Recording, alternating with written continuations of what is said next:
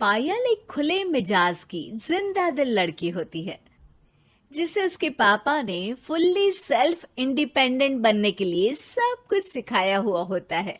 एक शाम पायल अपनी बाइक पर सीटी बजाते हुए कॉलेज से घर वापस पहुंचती है, जिसे देखते ही उसकी मम्मी गुस्से में पूरा घर सिर पर उठा लेती है। आ गई महारानी, बहुत बोलते थे मैं अपनी बेटी को सब कुछ सिखाकर दुनिया में मजबूती से खड़े रहना सिखाऊंगा, साथ में बेटी को लफंडर बनना भी सिखा दिया, ये नहीं बताया। क्या हुआ? आज ये कुकर इतनी सीटियां क्यों मार रहा है? सीटी? सारी फसाद की जड़ तेरी वो बाइक और सीटी है, उन्हीं से लड़के छेड़ती है ना तू। हाँ, ये तो गलत है, मुझे बताए बिना ही लड़का छेड़ दिया। हाय तौबा, ये कैसा पति और बेटी मिले हैं मुझे। अरे मम्मी यार, तुम ओवर एक्टिंग बंद करो, और मैंने कोई लड़का नहीं छेड़ा पापा। शिट यार। अच्छा मम्मी, आप पहले मुझे ये बताओ कि आपको ये सब बेकार बातें बताता कौन है? अच्छा, तूने कोई लड़का नहीं छेड़ा? अरे वही शर्मा आंटी, वही बताती रहती है, पर उसकी खबर तो मैं खुद ले लूंगी। अच्छा मेरी प्यारी बेटी, थक गई होगी ना, जाकर आराम कर बेटा। अचानक मम्मी को गर्म से नरम होते देख के पायल और उसके पापा कंफ्यूजन में एक दूसरे को देखने लगते हैं। आंखों से कुछ इशारे होते हैं और पायल वहां से चुपचाप चली जाती है। जिसके बाद रात को घर में सबके सोने के बाद दोनों पापा बेटी छत पर मिलते हैं। क्या खबर लाए हो?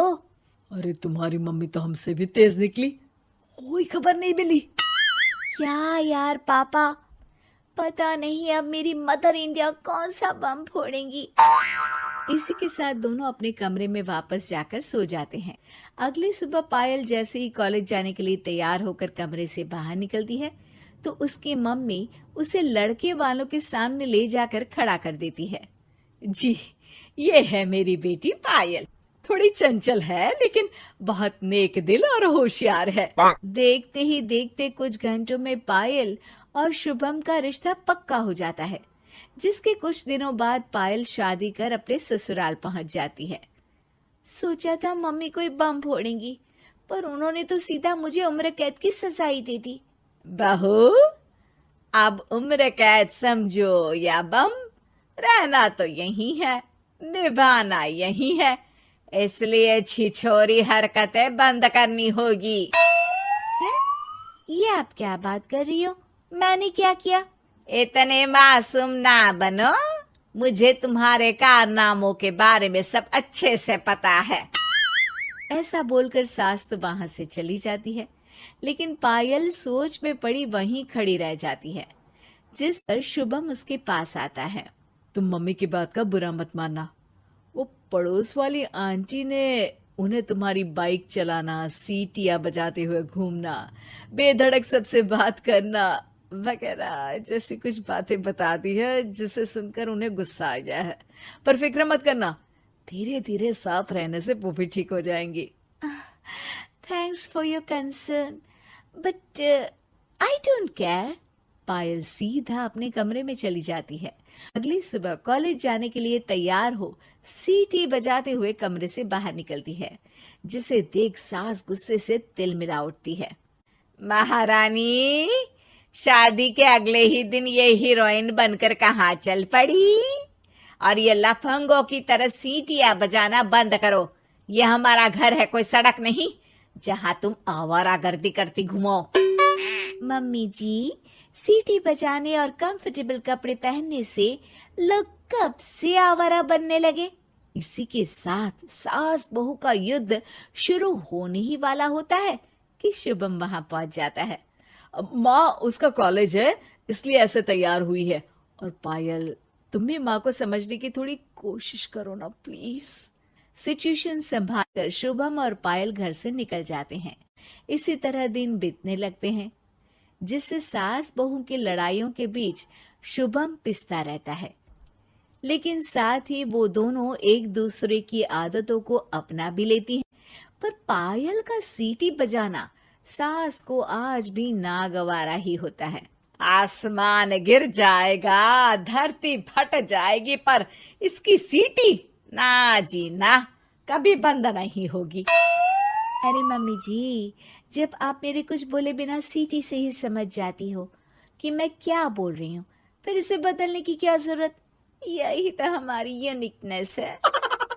पायल की बात से ज्यादा सहमत ना होते हुए भी सास हंस पड़ती है। उसी शाम पूरा परिवार घूमने जाने का प्लान बनाकर घर से निकल जाता है और उनके जाते ही घर में चोर घुस आते हैं और तभी वो सब भी दोबारा घर के अंदर आते हैं बाहर से।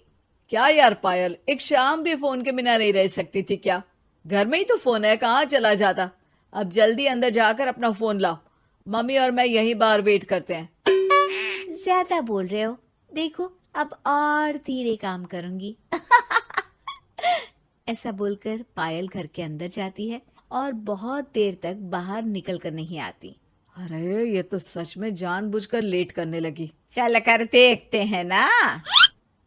दोनों जैसे ही मेन डोर के नजदीक पहुंचते हैं, उन्हें पायल के सीटी बजाने की आवाज सुनाई देती है। हमें लेट करके खुद मजे से बैठी सीटियां बजा रही है। अरे गधे, ये मजा नहीं सजा है, जल्दी से पुलिस को फोन कर। माँ की बातों से कंफ्यूज्ड शुभम उसे देखता ही रहता है। सास खुद ही पुलिस को फोन कर देती है। कुछ देर बाद वो दोनों पुलिस के साथ घर के अंदर जाते हैं तो पायल एक कुर्सी पर बंधी होती है और सास को देखते ही दोबारा सीटी बजाने लगती है। सीटियों की दुकान फिर से शुरू हो गई तू? और क्या इन सबको कह रही है कि चोरा है चोरा है? तुझे कैद किया है, थोड़ा तो तरस खाकर डर हमसे। और प्यार से क्या बोल रहा है इससे? अरे इसके सर पर बंदूक लगा, ठोक दे इसको। अरे चल झूठे, तेरे पास तो हथियार है ही नहीं। सास की बात सुन वहां मौजूद सारे इंसान हैरान रह जाते हैं और पुलिस तुरंत उन चोरों को अरेस्ट कर लेती है। आपको कैसे पता कि इनके पास हथियार नहीं है? अरे सीटी नहीं तो बताया। Please like and subscribe Animated Lore.